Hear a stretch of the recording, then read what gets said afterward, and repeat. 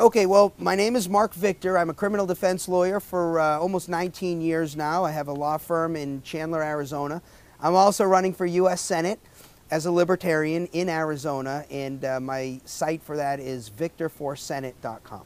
Well, I think in a general sense, what we know at this point in human evolution is that having a society where people are trying to live at the expense of their neighbors doesn't work very well, and it doesn't work perpetually like that. Because what happens is everybody is fighting to get the benefits of living at someone else's expense. And Bastiat wrote a book about this called The Law, which is a real small, thin book, the kind of thing that I would never read, except if you do read it, you'll say, wow, this could have been written today. And he wasn't writing even about the United States. He talks about legalized plunder. And when we get to a point in society where people are getting benefits from the government that they perceive they can get by going to the government, asking for things, and living at the expense of their neighbor, we're in big trouble. And that's kind of where we are. And so I think we're at the point where we can say with good certainty that that notion, living at the expense of another, which we could also call socialism,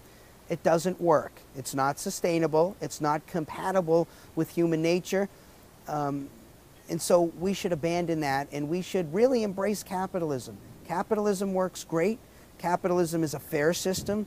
And I'm not talking about a distorted capitalism where you have government and business together, where government is using the coercive mechanisms of government to accomplish things for business. I'm talking about a real free market where businesses get big because they do one thing well, which is satisfy their customers. That's a free market.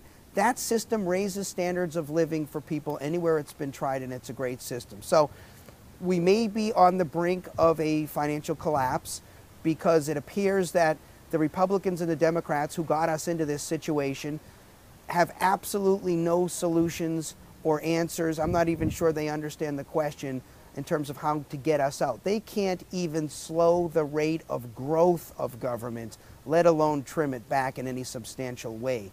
And so I think, unfortunately, the odds are we're likely to suffer some kind of financial catastrophe, and hopefully at that point we can sit back and assess what caused it, and we can reassess and say, hey, let's birth out of this a free world, a world where people are free to both define their happiness, because people may define what their happiness is differently, and to pursue their happiness in any way they see fit, so long as they don't interfere with another person's right to do exactly the same thing.